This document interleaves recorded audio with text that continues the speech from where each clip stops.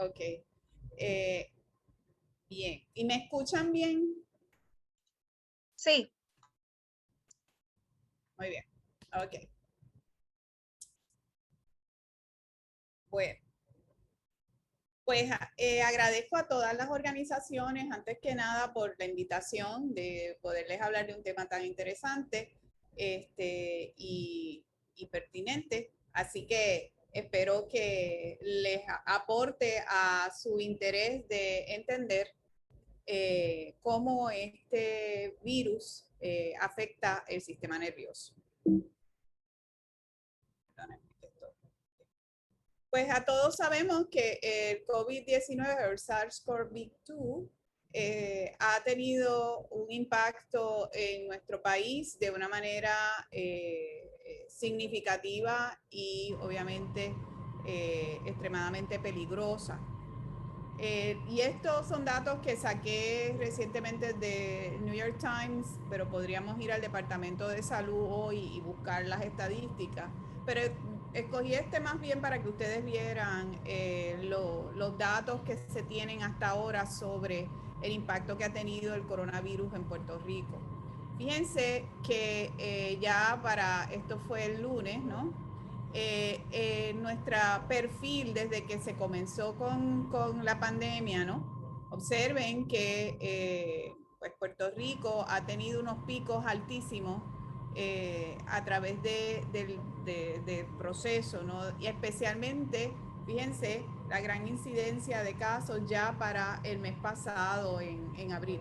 Pero ya vemos que esa tendencia está disminuyendo significativamente. No obstante, si se fijan, para mayo un pico de muertes en Puerto Rico que hasta ahora son 2.300 personas las que han fallecido producto del COVID. No obstante, vemos que se está disminuyendo esto en por ciento del cambio en 2 semanas de cómo el virus está afectando nuestra sociedad, y por eso también la política pública hacia cuáles van a ser las restricciones de nosotros como puertorriqueños ante esta pandemia. ¿Okay?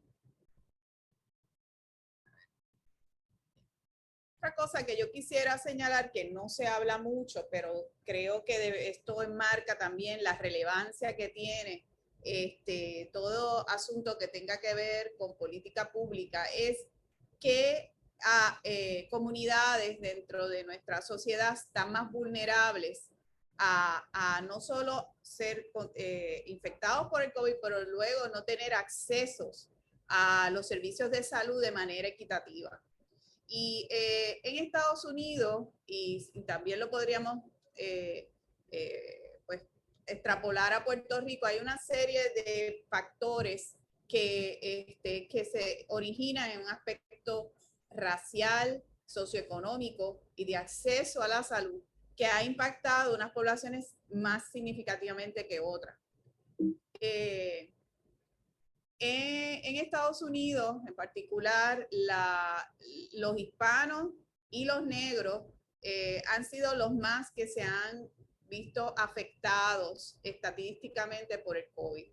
Y no podemos adjudicarlo estrictamente a lo biológico, sino porque muchos de ellos, producto de su situación socioeconómica, producto del estigma por el hecho de ser hispano o por ser negro, crea unas disparidades en la sociedad norteamericana que lleva a que estas comunidades se afecten más aún por efecto del COVID. Lo otro es producto de que estas poblaciones tienden a tener unos problemas de salud que son factores de alto riesgo para el COVID, que incluyen la obesidad, la diabetes tipo 2, problemas cardiovasculares, ¿verdad? Que contribuyen a comorbidades y mortalidad del COVID. Aquí yo les estoy enseñando unas estadísticas más recientes que se sabe que, por ejemplo, los afrodescendientes norteamericanos están siendo infectados 1.4 veces más las personas blancas en los Estados Unidos. Y no les tengo que decir que aquí los hispanos no estamos muy lejos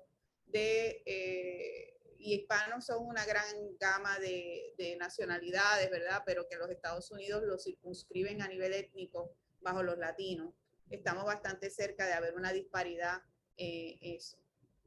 Entonces, lo que sí se sabe es que la razón por la cual se infectan más, y eso tiene que ver mucho aquí en Puerto Rico, por eso yo traigo la extrapolación, es que mucha gente no tiene seguro de salud. En Estados Unidos eso es un problema social significativo. Aquí en Puerto Rico, las personas que no tienen seguranza tienen la tarjetita de salud, ¿verdad? Aquí hay una estructura que también es bastante dispar con respecto a los accesos de aseguradoras, ¿no? Y eso lleva también a que entonces no tengan servicios que llevan para que se infecten o estén más expuestos. Muchos de ellos trabajan en la industria del servicio, tienen que estar expuestos a la interacción con los demás, con todo y las mascarillas, etcétera. Por lo tanto, están más a riesgo a la contaminación y a la infección del virus. También las situaciones de pobreza, de falta de pues acceso a los sistemas de salud llevan también a que estos pacientes y estas personas estén más vulnerables. Y otra cosa es que muchos de ellos no tienen el poder adquisitivo para estar trabajando desde su casa, desde manera remota. Y por lo tanto, una vez más, tienen que estar expuestos al virus. Así que yo quería traer esto porque estos son escenarios que si bien salen en Estados Unidos, aquí en Puerto Rico, no solo por lo socioeconómico, sino también por lo racial, llevan a que sectores de nuestra población estén más vulnerables a ser infectados por el COVID que otros, ¿ok? Pero con ese preámbulo es para que ustedes entiendan de que ya cuando a uno se infecta con el virus del COVID, ¿qué está pasando? Obviamente, va a tener un impacto a nivel pulmonar, pero sí espero que convencerlos al final de esta charla de que el virus del COVID tiene una neuropatología muy particular que debemos de atender y además de eso que tienen unas secuelas no solo físicas sino también psicológicas que todavía siguen siendo objeto de estudio y que tenemos que entonces determinar cómo atenderla. ¿Ok? Bien. ¿Cómo es que entra el COVID a las células? Pues esto ya deben de saberlo todos ustedes, ¿no? Espero todos, la mayoría de ustedes son biólogos y por su interés de ver cómo es que está este virus, que es un virus de RNA, entra a las células. Pues jóvenes, este virus entra, el SARS-CoV-2, entra a la célula a través de un receptor, ¿verdad? Y este receptor es el ACE2 receptor. Y eso, donde quiera que esté ese receptor ACE2 receptor, que vamos a ver que se encuentra en su gran mayoría en varios órganos que incluyen los pulmones, ¿verdad? El corazón, pero también el cerebro, ¿no? Y eso lleva la entrada del virus, ¿verdad?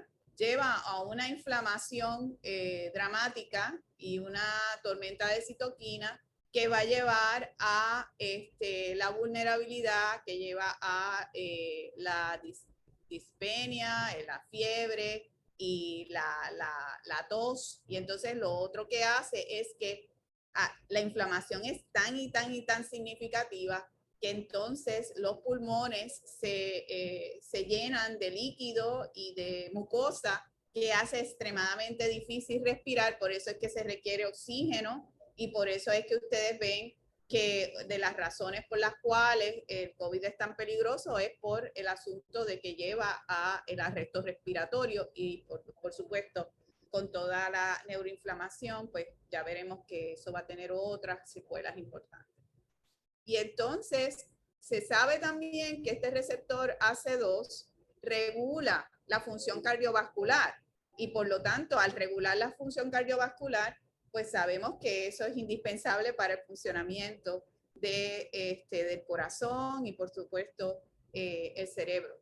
Y también se sabe que este receptor, como les dije, está en varios órganos que incluyen el corazón, los riñones, los intestinos y por supuesto el cerebro. Aquí. Entonces, otra cosa importante que lo vamos a ver es que el COVID entra, se sabe, obviamente, que se entra por la nariz. Por eso es que estamos todos, que ahora, ¿no? Con las mascarillas en aras de evitar, ¿verdad? Que el virus entre por la mucosa de la nariz. ¿Y por qué entonces usted dice, pero es la nariz? ¿Y por qué hay que estar lavándose las manos, jóvenes? Porque yo no sé si ustedes sabían que el promedio de las veces que usted se toca la nariz con las manos al día es de 25 veces. 25 veces que usted coge y se toca la nariz. Pues por lo tanto, si usted ha tocado con sus manos una superficie o algo que ha permanecido y el COVID se queda en la superficie y en donde quiera que toque por largos periodos de tiempo, a menos que usted se lave las manos con jabón, que sabemos que el jabón es manera de protegerse, o los hand sanitizers. Porque si no, si usted lo tiene aquí en las manos, se toca la nariz, el COVID es experto para entrar por esa ruta. Y entonces, lo primero que al principio de la pandemia, ya esto todo el mundo lo sabe, uno de los efectos inmediatos que tiene el COVID es que usted pierde el sentido del olfato y luego el sentido del gusto, porque el olfato y el gusto están unidos a través del epitelio olfactivo que le da a usted la sensación de tener sabores, el olor y el sabor. ¿Okay? Y eso lleva, ¿verdad?, a ese reflejo de no es poder percibir los olores y no poder percibir el gusto, llevó a muchos científicos inmediatamente en ese momento a decidir que definitivamente el virus del COVID estaba siendo invasivo en el sistema nervioso. Bien. Como ya saben, les acabo de decir, déjenme yo sacar esto aquí que me molesta. Ya la manifestación neurológica del COVID, pues incluye, pues ya les dije, la falta de olfato, de gusto. También a nivel moderado, el COVID puede llevar a que hayan convulsiones, también toda una serie de tics, la encefalopatía, necrosis del encéfalo, obviamente la Acute Respiratory Distress Syndrome y otras condiciones afiliadas. Los factores de alto riesgo de estos efectos neurológicos incluyen, y vamos a ver por qué luego, que usted fume. Las personas fumadoras son personas de alto riesgo para infectarse con el COVID. La edad, sabemos que los más vulnerables son las personas mayores, aunque ahora vemos que están muriendo pacientes muy jóvenes y vamos a ver sobre por qué. También hay susceptibilidad genética para algunos de los individuos. Las mutaciones del mismo COVID, pues ya sabemos que ya hay diversas mutaciones y otras condiciones preexistentes que puedan llevarlo a usted a la vulnerabilidad. Entonces, ya sabemos que esos dos factores de pérdida de olfato y de gusto son los signos que a veces podemos ver en pacientes que no tienen una sintomatología de pérdida respiratoria, sino que están asintomáticos, pero pierden el olfato y pierden el gusto. Y en ese sentido, pues, la razón por la cual ocurre eso es la siguiente. Sabemos que hay dos formas que el virus puede entrar al sistema nervioso hasta ahora. Primero, el virus va a entrar a través de pues las células endotelias, en lo que está hablando en el torrente sanguíneo, ¿verdad? Donde usted tiene su lumen, tiene el endotelio vascular, y aquí ven, estos son los astrocitos, porque el torrente sanguíneo y las glías, que son las células importantísimas del sistema nervioso que conjunto con las neuronas componen este sistema. Las células gliales que están afiliadas al endotelio se le conoce como las barreras hematoencefálicas o el blood-brain barrier. pues se sabe que el COVID puede entrar a través del endotelio vascular y llegar a las microglías, y de ahí vamos a ver qué va a hacer cuando ya está entrando a las microglías, pero también puede infectar a través del mecanismo del caballo de Troya, donde el COVID entra a través de los leucocitos, ¿verdad? Se infectan los leucocitos y los leucocitos son permeables a través de los gaps junctions de la barrera hematoencefálica, y entonces esas son dos formas que tiene el COVID para entrar inmediatamente al cerebro. Pero fíjense que para entrar se necesitan dos proteínas importantes, no solo el ACE2 que les mencioné, pero también lo que se le conoce como el Transmembrane Protease Serine 2, que es la que ustedes ven aquí, que está, no sé si ven mi cursor, espero que sí. ¿Ven mi cursor? ¿Moviéndose o no? Sí, se ve. Ok, pues estas dos proteínas que están, observen, aquí en el área del endotelio, ¿no? Permiten entonces la entrada del COVID al torrente sanguíneo aquí, que este es el blood-brain barrier. Y entonces cuando entra, van a ocurrir dos cosas. Va a haber una neuroinflamación y también va a haber un aumento de lo que se llama la microtrombosis, que eso, una trombosis sabemos que no es bueno, pero eso va a empezar porque a nivel de sangre va a empezar a crear todo una activación de plaquetas, de fibrina, que se van a empezar a acumular. Y ustedes saben que la trombosis en el torrente sanguíneo, eso va a crear un clog, ¿verdad? Que puede llevar a lo que se le conoce como un derrame o stroke. Pero también combinen esa creación de trombo con la tormenta de citoquinas que van a inducir la liberación de interleuquinas significativas y de lo que se le conoce como el necrotic factor, que también ambas cosas van a activar las microglías, que son células gliales importantísimas para la respuesta inmune que tiene el sistema para cuando viene algo que es foráneo y que quieres atacar. Y entonces las microglías jóvenes se activan produciendo lo que se le conoce como el ácido quiloquinoico, que lleva entonces a esa inflamación dramática, que es una respuesta natural que tenemos cuando algo tóxico entra al cerebro. Esto se infla, que eso se le conoce como una edema, ¿ok? Y por eso entonces la encefalitis es producto de esa edema, de esa inflamación de ese encéfalo, jóvenes. Y sabemos que la presencia de esa respuesta inmune totalmente activada va a producir un aumento de glutamato. El glutamato, jóvenes, es un aminoácido excitatorio que es necesario para la excitabilidad del cerebro, pero en grandes concentraciones, producto de una respuesta inmune dramática como lo que está haciendo el COVID, lleva a que altas presencias de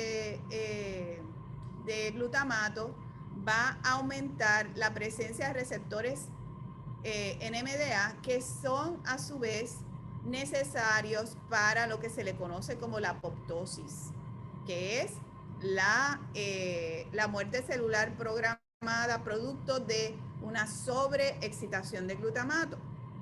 Así que tenemos mucho glutamato, muchos receptores NMDA, hay un upregulation, que sería una sobreregulación de estos receptores, tenemos una alta presencia de glutamato, excitotoxicidad, y eso lleva obviamente a necrosis y pérdida de neuronas. No solo eso, que adicional a el producto de estos cambios plásticos en contra de la supervivencia de la célula, va a haber pérdida de la liberación de neurotransmisores importantísimos en la regulación del estado de ánimo, como son la serotonina, la dopamina y la norepinefrina. Y eso va a llevar a problemas de excitotoxicidad, hypoxic injury, que sabemos que Las dos cosas que necesita el cerebro para funcionar son la glucosa y el oxígeno. Así que si no llega oxígeno al cerebro producto de esta excitotoxicidad, pues vamos a tener entonces los problemas asociados a el daño permanente que podría ocurrir y que es lo que estamos viendo con el COVID. ¿Ok? Y por eso estos cambios a nivel de neurotransmisor van a llevar a problemas neuropsiquiátricos, que los vamos a ver en detalle ahora, que incluyen problemas de atención, problemas de cognitivo, ansiedad, depresión, psicosis y convulsiones, entre otras cosas. ¿Okay? Ya se sabe que existen estructuras específicas en el cerebro que se encuentran donde hay una gran expresión de receptores AC2. Y ya les dije que conjunto con la otra proteína la presencia de esos receptores es indispensable para que entonces pueda entrar el COVID a esas estructuras. Y observen que hay estructuras en la corteza motora, en la corteza singular posterior, la tenemos también a nivel del giro temporal. En el bulbo olfactorio vamos a ver la importancia que tiene eso. En los ventrículos jóvenes, esa área es muy importante porque es a través de los ventrículos donde se encuentra el líquido encefalorraquídeo. Y al tener el líquido encefalorraquídeo, se entra el COVID a través del CSF, pues ¿qué usted cree que va a pasar? Por donde quiera que esté el CSF, usted va a tener COVID. ¿Ve?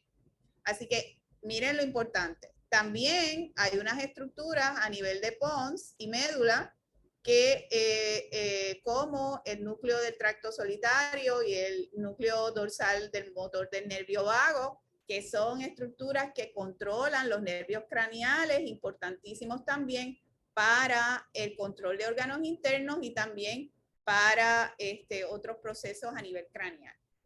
Todas estas células, la neurona, la microglía, los astrocitos y los oligodendrocitos, ya se sabe que tienen ACE2 receptors. Así que no hay, aquí el COVID está de fiesta cuando entra al cerebro. Así que eso es súper importante. Es un tema que sigue siendo fascinante desde la perspectiva neurocientífica de cómo es que el COVID es tan efectivo en afectando este cerebro, ¿verdad?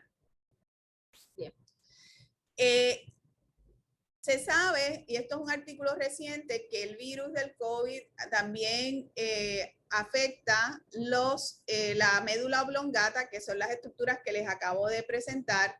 Y fíjense que también hay neuronas o cuerpos celulares que provienen a nivel del pons, que son cuerpos celulares que regulan jóvenes el control respiratorio suyo.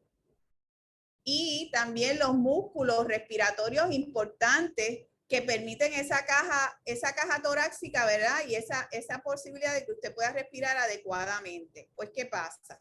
Cuando entra el COVID, y el COVID viene desde los pulmones, acuérdense que hay un control neuronal del funcionamiento de esos pulmones, pues, y como cruza la barrera encefálica, hematoencefálica, al entrar puede afectar el funcionamiento, ¿ves?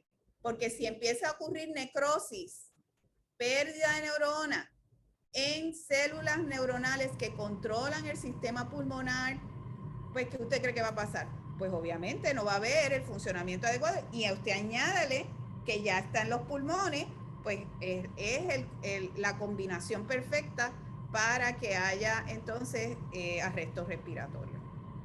¿Okay? Miren, entonces, esto es lo que pasa cuando entra por aquí por la nariz.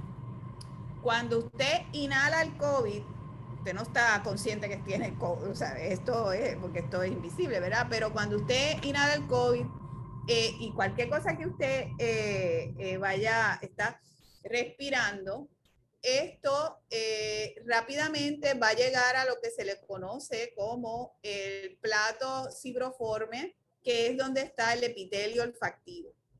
Acuérdense que cuando va por aquí, ¿verdad?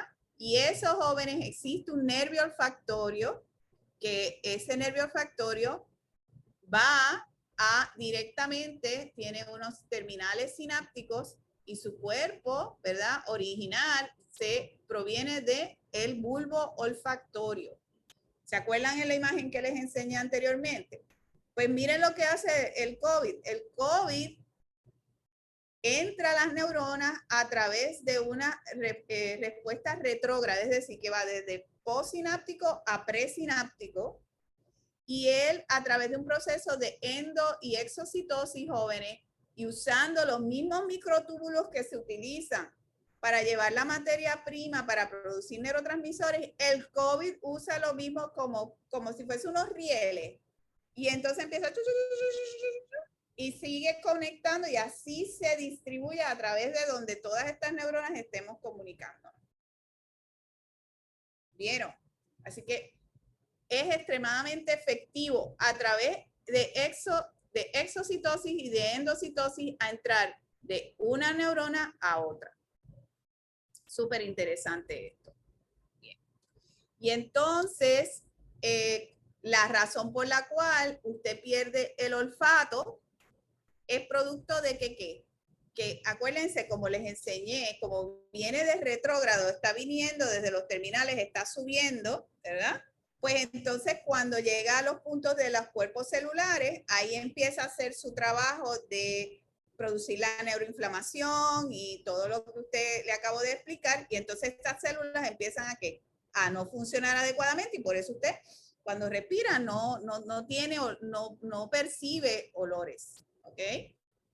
Y lo otro que pasa es que como el bulbo olfactorio está íntimamente, anatómicamente al lado de los lóbulos frontales jóvenes, eso lleva entonces a que los lóbulos frontales, el lóbulo frontal que está aquí y las cortezas que están presentes a nivel frontal están vulnerables de la presencia del COVID rápidamente. ¿Okay? Entonces, ya les mencioné que cómo afecta a nivel de esta área que se le conoce como el plato fibroforme.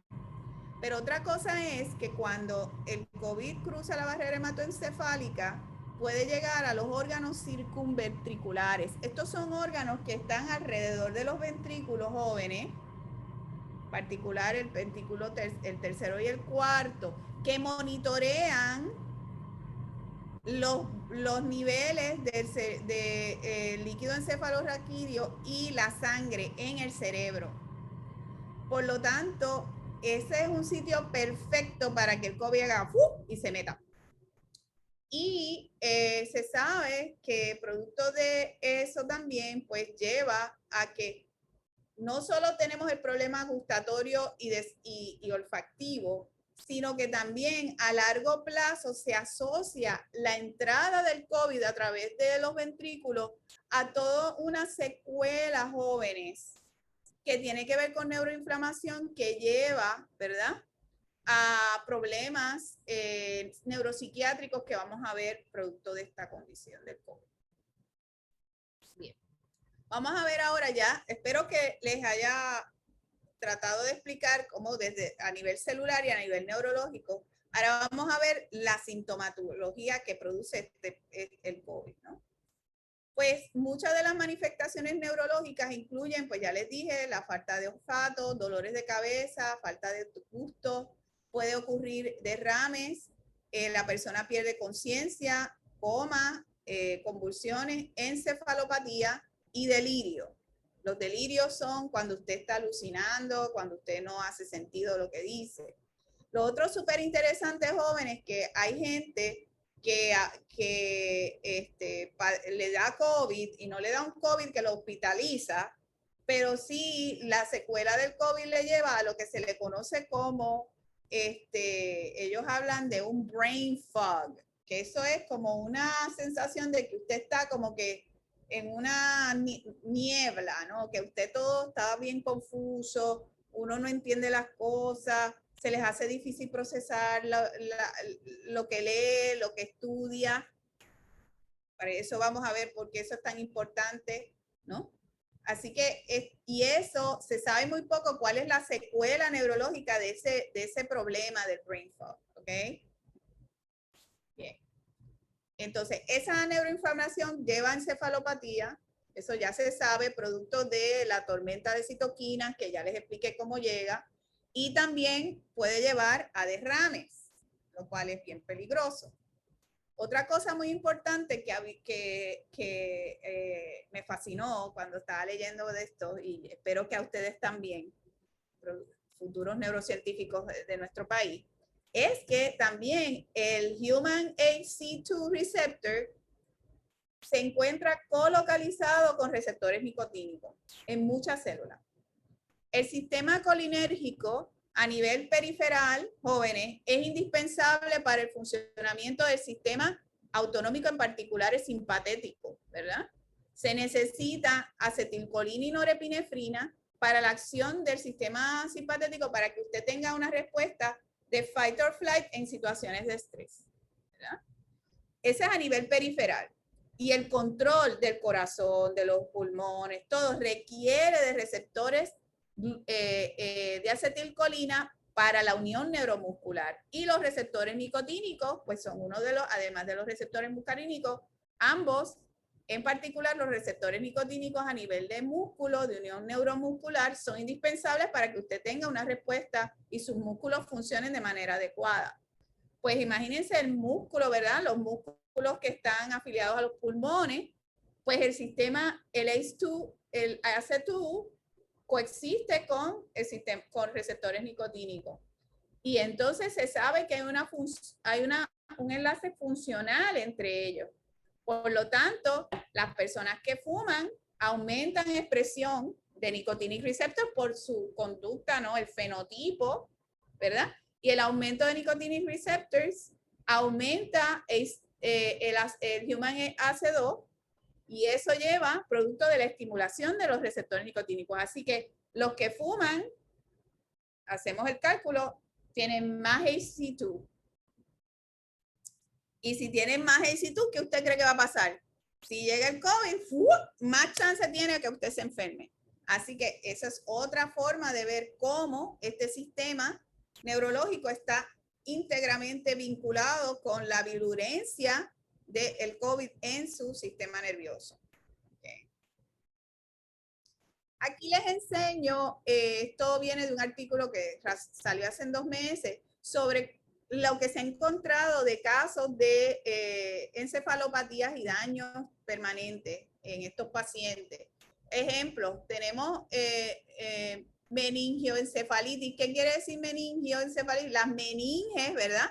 Son las membranas que protegen el sistema nervioso de toxinas y todo lo que tiene. Pues la meningitis, jóvenes, pues es una infección de estas meninges, una neuroinflamación, y produce esa encefalitis. Y aquí podemos ver pues los daños que han tenido en estos casos estos pacientes.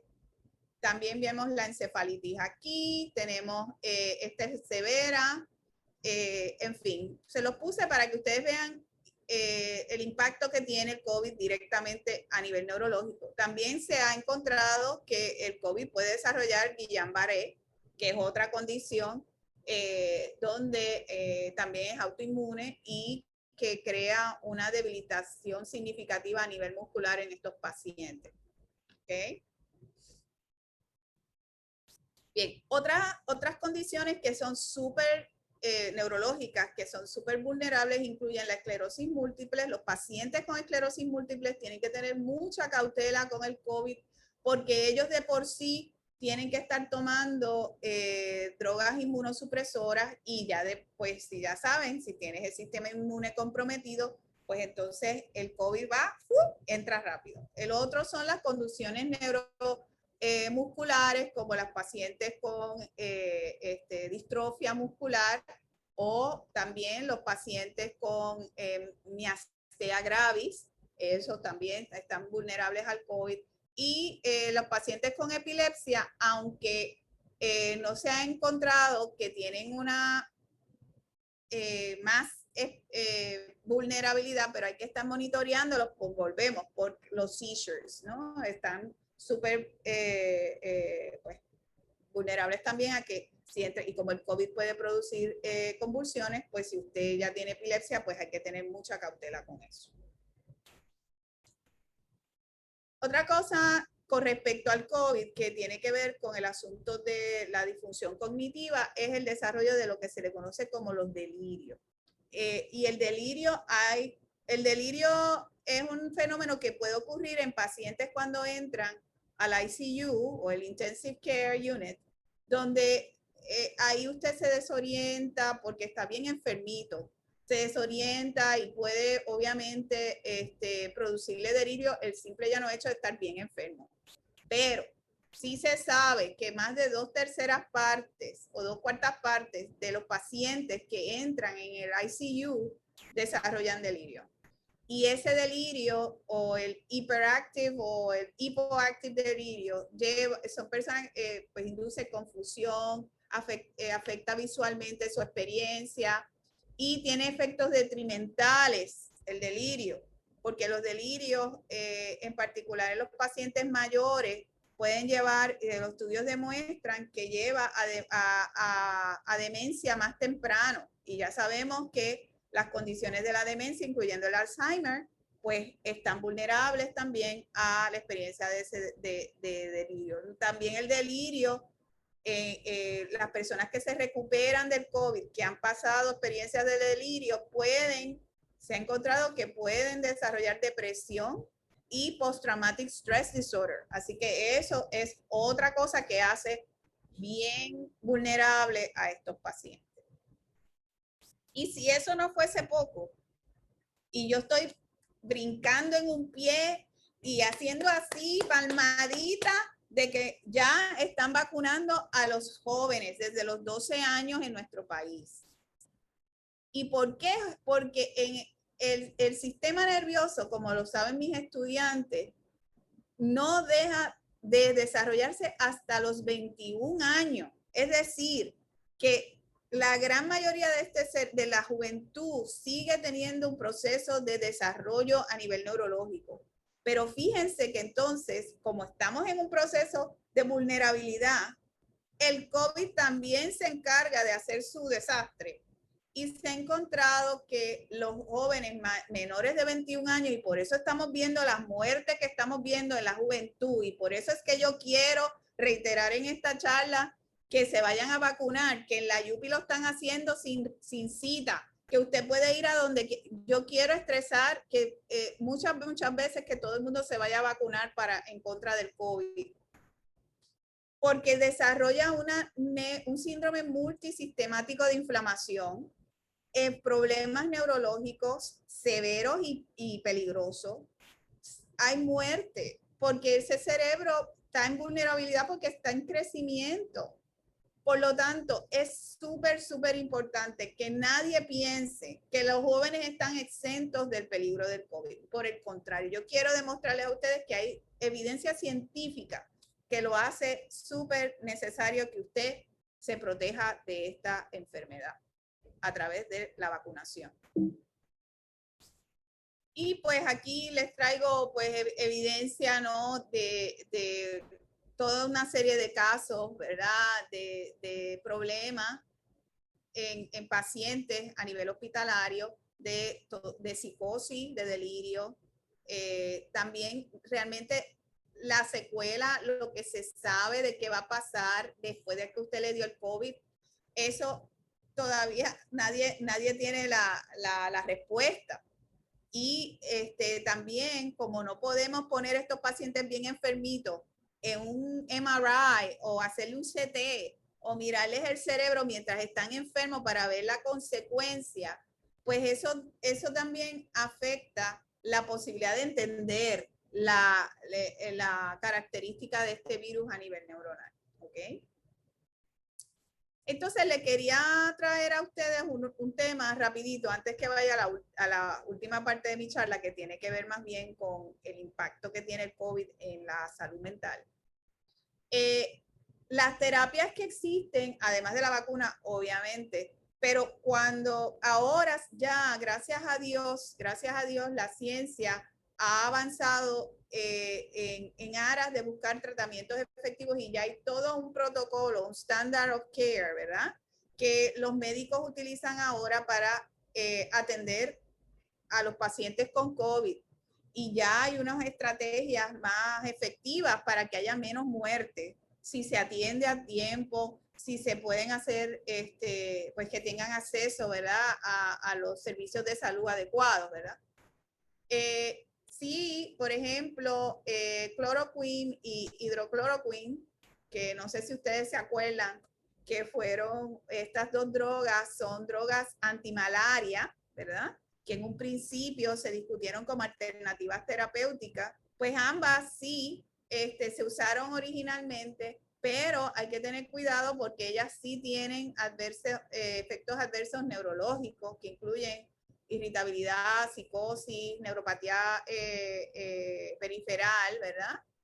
Y se sabe que hidrocloroquine exacerba la miastenia gravis, que es una condición autoinmune que ataca los receptores colinérgicos de nuestro cuerpo. Y también se sabe que afecta a las personas que son epilépticas, tienen que tener mucho cuidado, no pueden tomar estos medicamentos porque disminuye el umbral del seizure y eso hace que usted entonces tenga más convulsiones. Está esta droga que se le conoce como tocilizumab, ¿verdad? Es un anticuerpo monoclonal, ¿verdad?, para el receptor IL-6, y el enfoque es pues disminuir la tormenta de citoquinas que sabemos que hace el COVID, y sus efectos neurológicos incluyen dolores de cabeza, que usted esté mareado, y también se ha hablado de que puede desarrollar trombosis. Estos son medicamentos que se están usando para los pacientes. Y Remdesivir, que fue una de las drogas que el expresidente Donald Trump utilizó, y que dijo que eso era lo más grande, que a todo el mundo, y que se utiliza con otros fármacos, ¿verdad?, para atender a los pacientes. Sabemos que es un inhibidor, ¿verdad?, de la polimerasa de RNA, pues obviamente sabemos que el COVID es un virus de RNA, pero no se sabe todavía a ciencia cierta su impacto a nivel neurológico. Bueno. Ahora les quería hablar brevemente, si me lo permiten, en lo que me resta de la charla, sobre el impacto que ha tenido el COVID en el aprendizaje y la salud mental en ustedes, los estudiantes, a través de estos años. Y hoy les voy a presentar un estudio que se hizo en Puerto Rico al principio de la pandemia y otro que se ha hecho en Estados Unidos con respecto al impacto que tiene el COVID en salud mental. ¿Okay? Bien. Al principio, ustedes saben que la pandemia empezó, aunque ustedes no lo crean, allá en Wuhan, en China, vamos a decir, se sabía que ya desde noviembre del 2019, diciembre, ¿verdad?, que empezó todo, y no es hasta marzo que realmente del 2020 que se comienza la pandemia, y que nunca me voy a olvidar que fue un 15 de marzo del 2020, que nos mandaron a todos a nuestra casa y que todo tenía que hacer por esto que estamos haciendo aquí, que es por internet, y comunicarnos todos por internet, relacionarnos todos por internet, por lo menos a nivel académico en nuestra universidad. Pues fíjense, en la UP, en el recinto de Humacao, hicieron un estudio acerca de la brecha digital, aprendizaje y salud mental del estudiantado de Humacao en aquella época, ¿verdad? Eso al principio de la pandemia. Y en Puerto Rico, en aquel momento, y esto, fíjense, estas son estadísticas, observen el porcentaje de hogares con acceso a internet, porque acuérdense que ahora todo el mundo tenía que estar en línea y era el que tuviera acceso. Y observen que hay una gran disparidad de acceso al internet, por lo menos hasta el 2017, antes que llegara María, así que se podrán imaginar cómo estar ahora. Pero esta era la situación. Y entonces, ¿qué pasa? Que observen, perdónenme aquí, que es que tengo que sacar esto aquí. Ok, observen que entonces las personas, ¿verdad? Aquí le preguntan a los estudiantes en la área urbana, el 56% de los estudiantes que estaban en Humacao tenían acceso a Internet, otros 44%. Pero observen que a medida que tú vas a las áreas rurales, aquí en Puerto Rico la ruralidad, pues podríamos hablar de eso luego, había entonces, empezaba a haber esa disparidad de acceso o no acceso. Entonces, observen que el 80% de los estudiantes que contestaron sintieron que el cambio al sistema de online los afectaba, ¿verdad?, en su proceso de aprendizaje. Y observen que estas fueron las palabras, esta es una sopa de palabras, pero donde vean la mayor número, la palabra más grande eran las palabras que más los estudiantes aludían con respecto a los retos que tenían con el aprendizaje. Yo no les tengo, esto no es una revelación para ustedes, porque ustedes saben lo que significa eso, ¿no? Su situación de los profesores, el tiempo, los trabajos, las clases, etc. Observen que el porciento de los estudiantes preocupados por la situación del COVID, al principio, ¿verdad?, era sí, y no se identificó. Y el porciento de estudiantes preocupados al final del semestre, al principio, pues todo el mundo estaba, bueno, esto no está tan malo, pero miren, cuando acabó el semestre, la cosa se puso peor. Y los porcientos de estudiantes que informó tener cambios emocionales a partir de la cuarentena, observen que un 91% sí tuvo esos cambios. Así que vemos que ya al inicio de esta cuarentena, ya los cambios dramáticos emocionales se estaban viendo en nuestra población estudiantil. Y observen entonces la frecuencia de palabras de los relatos de estudiantes en retos emocionales. ¿Y qué les llama la atención aquí? La gran mayoría, la ansiedad. Uno de los problemas neuropsiquiátricos más significativos asociados a enfermedades de salud mental. Observen también los cambios emocionales en los cambios a educación a distancia, la falta de concentración, estar mirando una computadora, como usted presta atención, no tiene al profesor al frente que lo puede involucrar en el proceso educativo, ansiedad, frustración, falta de motivación. A lo que voy es que ven, y mucho estrés, este fue el más. El estrés los tenía muy preocupados de que este nuevo método los llevara a ustedes a aprender. Y no les debe sorprender, más recientemente, que el Departamento de Educación en Puerto Rico, 34,000 estudiantes van a fracasar el año académico, porque tienen por lo menos 3 jefes en las clases.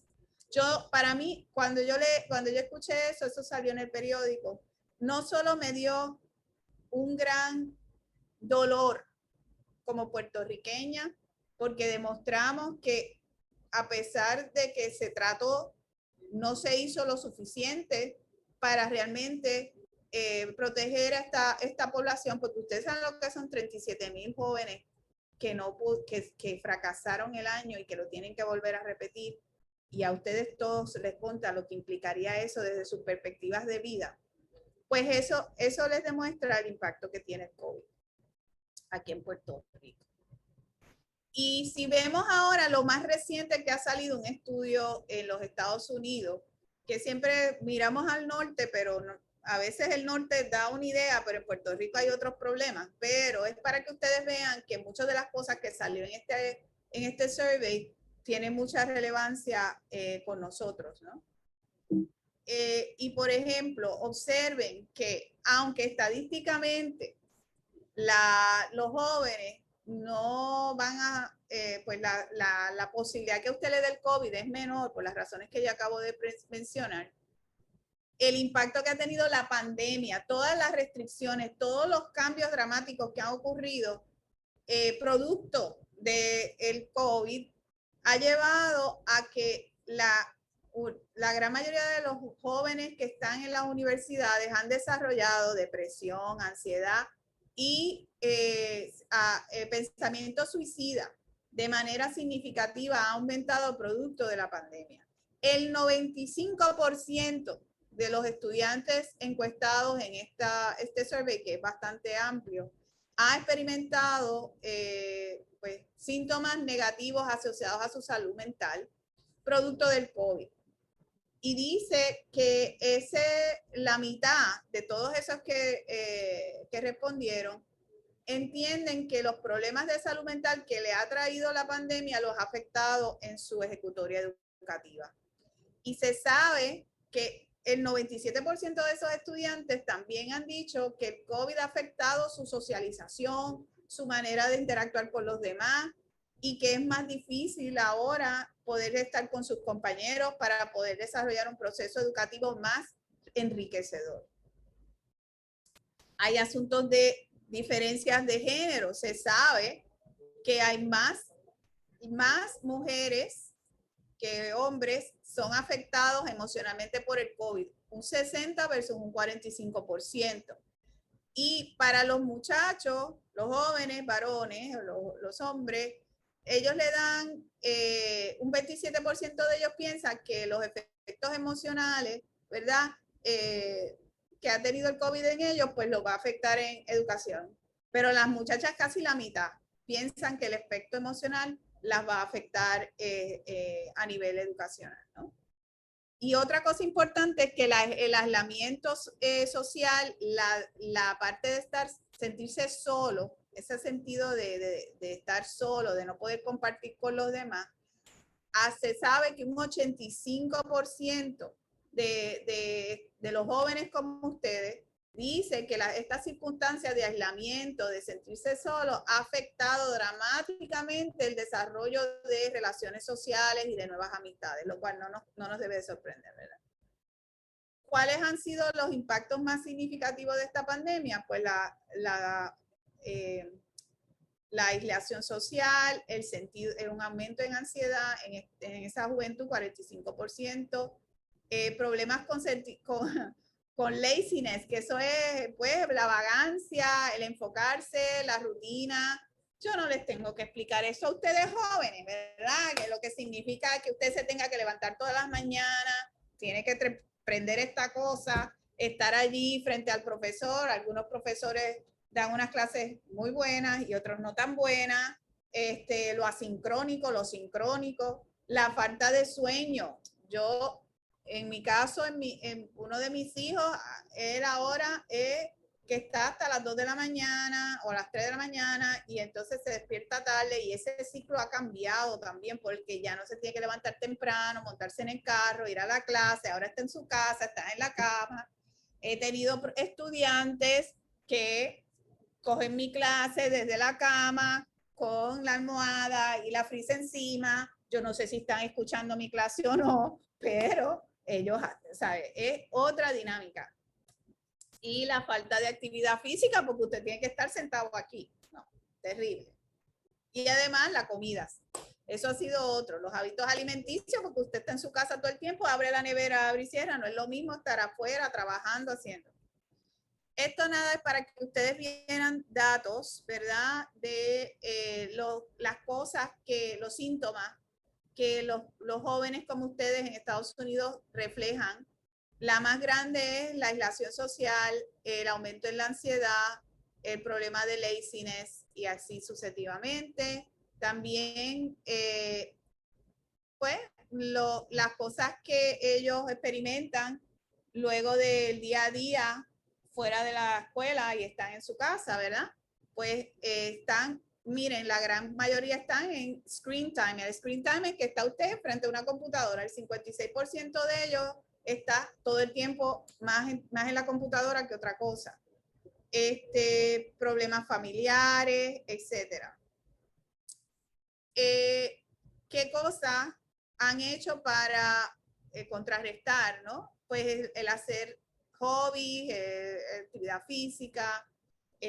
Aquí tenemos también a quienes piden ayuda, ¿verdad? Están los amigos, los padres, los hermanos, el roommate y la familia extendida. ¿Okay?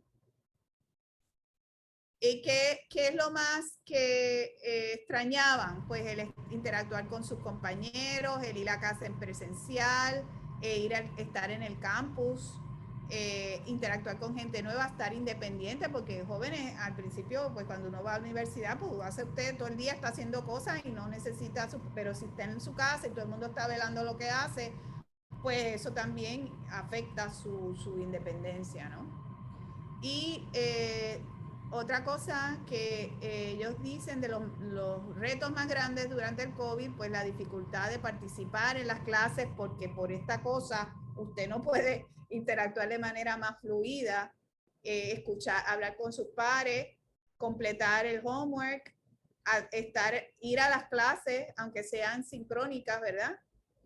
Y mantener un buen GPA, producto de todo esto. Y entonces termino con un tema que me gustaría trabajar, en mencionarles porque esa aislación social, como les dije, que es una de las síntomas que más se está viendo en esta población, es importante y porque el aislamiento social también afecta el cerebro. Así que no te da COVID, pero te da otra cosa. Y se sabe, jóvenes, que en estudios haciendo MRIs, que es un método para medir actividad neuronal desde una perspectiva de medicina nuclear, vemos que independientemente del contacto social, las personas que en un análisis de conducta que se consideran que viven en un estado de estar solos, de soledad, ¿verdad? Significativo, tienden a tener una materia gris más pequeña en ciertas áreas del cerebro. Y entonces cuando yo le digo materia gris, me refiero a áreas, a tejido encefálico donde se concentran los cuerpos celulares o los cuerpos de las neuronas. Porque la materia blanca son los axones, ¿ok? Así que los cuerpos neuronales donde se encuentra el núcleo de la célula tienden a tener menor, pues son más pequeñitos que los que no se sienten en esa gran soledad. Se sabe, ¿verdad?, que esa aislación afecta, esto se ha hecho en modelos animales, donde hay cambios plásticos del cerebro en presencia de una soledad significativa o aislamiento. Y cuando usted retorna, lleva a los animales que los han llevado a una extrema soledad y los devuelve a un espacio social, esos cambios se recuperan en su gran mayoría. Hay tres estructuras que son indispensables para entender ese cerebro que vive en aislación. La corteza prefrontal, que es una parte que se encuentra en el lóbulo frontal, que se sabe que en pacientes, en personas que viven en soledad extrema o que experimentan soledad extrema, tienen un volumen más pequeño de corteza prefrontal. Y eso es importante porque la corteza prefrontal es indispensable para procesamientos emocionales, procesamientos cognitivos ejecutivos. Y la amígdala también se sabe que en personas que viven solas o que siempre han querido, que viven en soledad extrema, sus amígdalas son más pequeñas. Y también el hipocampo. La amígdala es necesaria para los procesos emocionales y todo lo que tiene que ver con asuntos importantes en la experiencia social. Y el hipocampo, por supuesto, que es la estructura del cerebro que nos permite archivar y procesar la información del aprendizaje y memoria a través del Brain Derived Neurotrophic Factor, que son factores que mantienen la actividad celular de esas estructuras. Se sabe que en situaciones de estrés significativo hay una disminución de actividad del hipocampo, en particular en modelos animales que han sido aislados, pero que se pueden reflejar en los humanos. Y finalmente, se sabe también que las personas que se aíslan y que viven en social isolation, se sabe que se encuentra una neuroinflamación y eso me lleva al COVID. ¿Se acuerdan que el COVID induce neuroinflamación? Pues imagínense ahora que la aislación produce neuroinflamación. Así que tenemos los dos whammies ahí. Y eso también puede llevar a toda una secuela neurológica que sabemos que es importante. Así que espero, quiero terminar con eso para que tengamos espacio para preguntas. Creo que tengo tiempo todavía y conversar acerca de este tema. Quiero exhortarlos a todos a que sigan aprendiendo más sobre el impacto que tiene el COVID en todas nuestras, vamos a decir, en todos los aspectos médicos, pero también sociales y de comunidad. Y exhorto a que apoyemos todos los esfuerzos que haya para que nuestro país y nuestra comunidad en la diáspora o los que vengan a nuestro país continúen a favor de una salud pública que nos lleve a mejorar nuestra situación en presencia de una pandemia que todavía continúa con nosotros. Así que con eso, pues también los exhorto a que todo el mundo se vacune y con eso voy a dejar de compartir mi pantalla y estoy dispuesta para contestar preguntas. Gracias.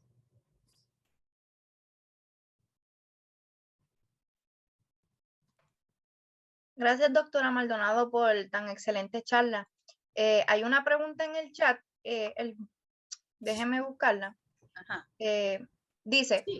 ¿Se ha reportado si reinfecciones de SARS-CoV-2 aumenta la severidad de la neuropatología? Pues eso hasta ahora, lo que yo he leído en la literatura, se sabe muy poco, pero no me extrañaría que ya este sistema, al haber estado expuesto a una neuroinflamación como lo que podría ser la primera tanda, ¿no? Pues ya una segunda pues va a ser muy, muy peligroso. Y entonces pues eso habría que ver cómo el paciente con su médico va a estar entonces viendo secuelas, ¿no? O condiciones que pudiesen exacerbarse con otra reinfección. Pero va a depender de, como les traje, ¿verdad? Del perfil del paciente, si hay comorbidades, que puedan hacerlo más vulnerable y también luego del tratamiento, que ese tratamiento no se haya vuelto peor que lo que cuando comenzaron. Así que todo, el cerebro, si bien es cierto, es extremadamente plástico, pero muchos factores determinan cuán efectivo es para atender otros insultos que podrían venir por el COVID. Entiendo Ajá. que el profesor Omar Vélez tiene unas preguntas. Le di autorización al micrófono. ¿Me deja saber si puedo utilizarlo? Sí, saludos. ¿Me escuchan?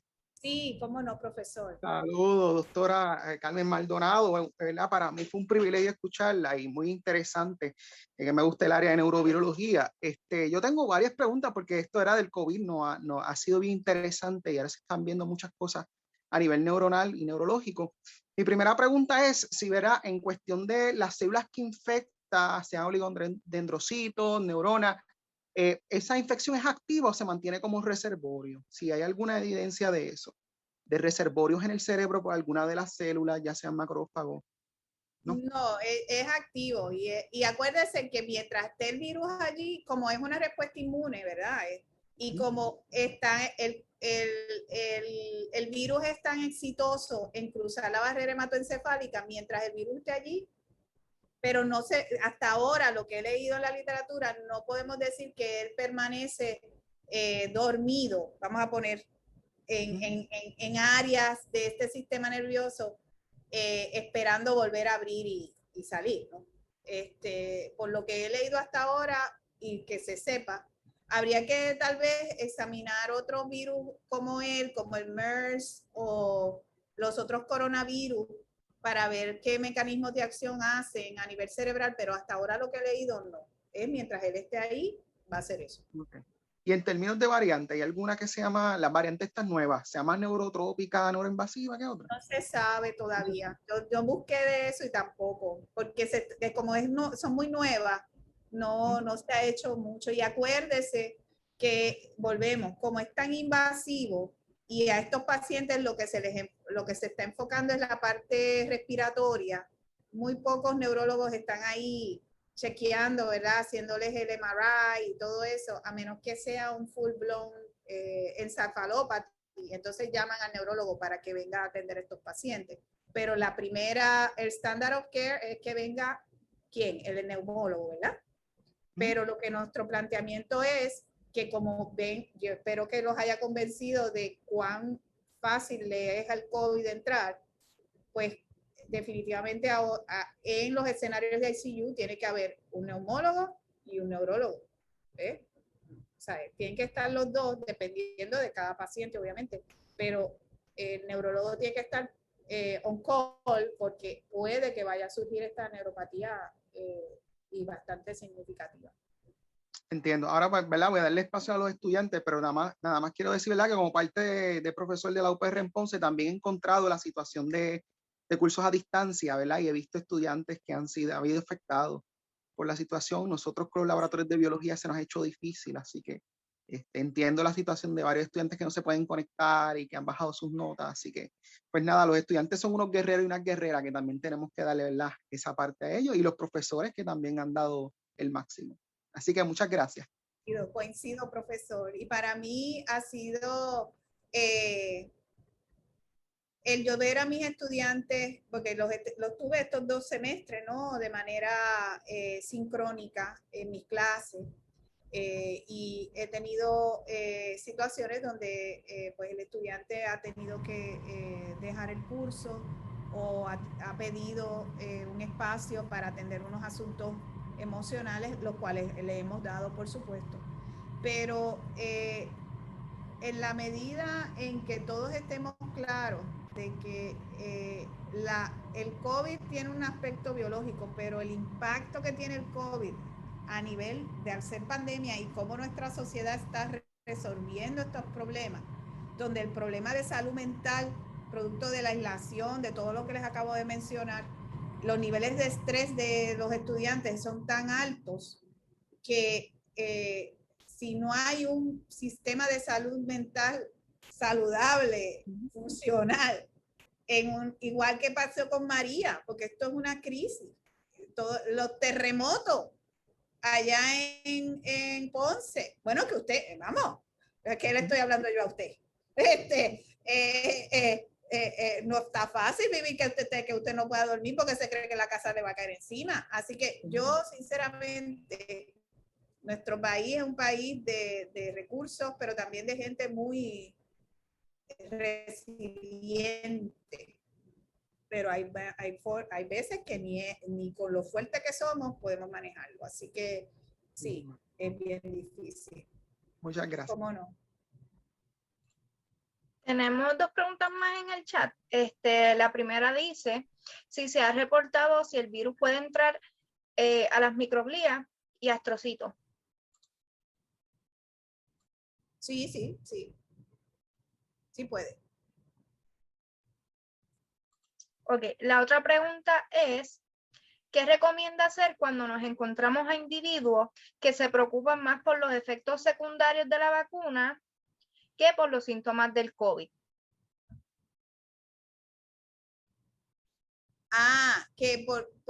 Bueno, sí, mire, la vacuna, cada uno, hay mucha gente que se afecta por la vacuna diferente, ¿verdad? Hay unos que no les pasa nada y otros que se enferman. Yo he tenido estudiantes que le ha dado inflamación del miocardio, ¿ok? Que eso es serio. Pero hay otros como si nada. Le da fiebre, dolor de cabeza, etc. Bueno, esos son secuelas de respuestas inmunes que cada uno tiene, ¿verdad? Para manejar pues el proceso de vacunación. Lo que pasa es que muchos de nosotros, a nosotros nos vacunan, la gran mayoría de todos nosotros nos vacunaron como eras baby, no te acuerdas, o niños, y no te acuerdas de que habían secuelas de la inflamación, etcétera, que te hacían sentirte mal por unos días, etcétera. Pero cuando tú te vacunas como adulto, pues estás más consciente, ¿verdad? Por ejemplo, La vacuna de la influenza, que también es un tipo de cosas que hacemos anualmente, ¿verdad? Pues alguna gente tiene una reacción a la vacuna de influenza y otros no, pero por eso, o sea, tenemos que ver más el valor de protegerse del virus que la secuela de la vacuna, porque al vacunarse los chances que le dé el virus es menor y si le llega a dar el virus, el efecto va a ser mucho, mucho menor. Y quiero señalar que esta vacuna de Pfizer, que tiene pues una cobertura de casi un 96% jóvenes, eso es casi inaudito en una vacuna. Las vacunas, las más fuertes y las más que se han usado son hasta un 60%, 70%, pero un 94%. O sea, eso es bien inusual y con todo y eso la tenemos, lo cual es un gran logro científico. Tenemos otro comentario. Saludos, doctora Maldonado. Muchísimas gracias por tan excelente presentación. En caso de fumadores, como dijo anteriormente, el aumento de los receptores ACE2 con los receptores nicotínicos parecen causar una mayor susceptibilidad a infección con SARS-CoV-2. ¿Existe una correlación entre el número de receptores ACE2 y la severidad de enfermedad en pacientes fumadores y no fumadores? Pues yo parto del supuesto de que tiene que haberla. Lo que pasa es que yo no podemos chequear la literatura, pero como están funcionalmente ligados, y si tú fumas, hay un upregulation de receptores nicotínicos obvio, porque el cigarrillo contiene nicotina y la nicotina va a enlazarse como un agonista de receptores nicotínicos. Pues por lo tanto, mi expectativa es que hay una correlación bien íntima entre aumento de receptores nicotínicos y aumento de ACE2. ¿Cuál es el mecanismo celular que permite que ambos se sobreexpresen? Ahí hay que examinar más a nivel molecular y no te sabría decir cuál es ese mecanismo, pero definitivamente yo pienso que al estar tan íntimamente ligados, pues lleva a lo que sabemos que es esa vulnerabilidad para los fumadores. Y yo preocupada porque en mi casa tengo dos, a mi mamá y a mi hermana que fuman, y yo rezándole Dios muchas veces que llegara la vacuna y las tenía, en particular a mi mamá que es una señora mayor. Así que la edad y fumadora la hacen en alto riesgo. Mi hermana también fuma y también tiene otras cosas que alto riesgo. Así que imagínense, gracias a Dios ya se vacunaron, así que pues estoy más tranquila. Hasta el momento, pues no hay más preguntas en el chat. No sé si alguien desea encender su micrófono. Entiendo que ya le di acceso a todas las personas. Ok, tenemos una pregunta. Esto es para nicotina. ¿Cannabis tiene algún efecto similar con el sistema endocannabinoide? Sí, excelente pregunta. Bueno, los receptores CB1 del sistema endocannabinoide no funcionan como los nicotínicos y que se sepa, no están regulando ACE2, pero habría que ver. Pero es importante porque el sistema endocannabinoide, jóvenes, en particular el receptor CB2, es un receptor que está regulando el sistema inmune. Así que sería bien interesante si alguien le da con estudiar el rol del receptor CB2 en COVID, porque el CB2 está en la linfa, está a nivel central lo hay, pero a nivel periferal es súper importante para el funcionamiento de la respuesta inmune. Así que no me extrañaría que el sistema endocannabinoide esté también siendo afectado por COVID, pero como todavía nadie lo ha estado estudiando, me interesaría, esa me gusta, porque como yo estudié el sistema endocannabinoide desde otra perspectiva, pues sería súper cool ver si este sistema, pero no me extrañaría por el asunto de su función a nivel del sistema inmune.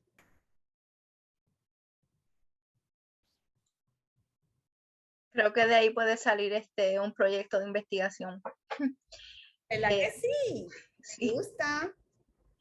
Pues hasta el momento no tenemos más preguntas. No sé si alguien quiera encender su micrófono o si pues si no hay más comentarios, pues eso sería todo por el día de hoy, doctora. Le agradecemos un montón por su tiempo y por darnos tan excelente charla y sobre todo por el énfasis en la salud mental, porque pues sabemos que no se le ha dado la importancia que necesita el tema de la salud mental y le agradezco a usted por haber traído eso a la mesa. No, y para mí siempre es un placer y un honor poder aportar, ¿verdad? Al conocimiento de todos y todas en el tema de la salud mental y por supuesto, pues ahora su impacto que tiene COVID en la misma y exhortar a todos y a todas a tener y a desarrollar una gran empatía y también un empoderamiento de a conocer las razones por las cuales ocurren los problemas de salud mental que nos afectan desde la perspectiva pandémica, desde la perspectiva de pérdida, desde la perspectiva de aislación, producto de lo que vivimos. Y en ese sentido, pues, participar también del cambio hacia mejores estrategias de salud pública a favor de estos seres que todos somos vulnerables a tener momentos pues de afectarnos emocionalmente por diversas razones. Y quisiera entonces exhortarlos a todos a desarrollar esa sensibilidad y empatía por mejorar el mundo que estamos, ¿verdad? Y el mundo que vivimos. Y les agradezco a todos los compañeros, a Triveta, que es la Triveta capítulo Zeta Gamma que en Río Piedra, que soy su consejera, muy orgullosa de la misma, y también a todos los que vinieron y se unieron a nosotros en el día de hoy, que sé que esta es la semana de finales y con todo eso hicieron el esfuerzo y muy agradecida de la experiencia y me encantó porque entonces pude leer más sobre el tema y prepararme para esta charla que espero que haya sido de beneficio para todos ustedes. Así que me despido.